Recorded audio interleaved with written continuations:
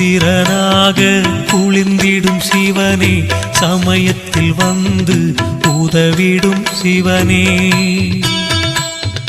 சபரிநாதனை தந்தவன் சிவனே, அண்ணாமலையில் அருளும் சிவனே.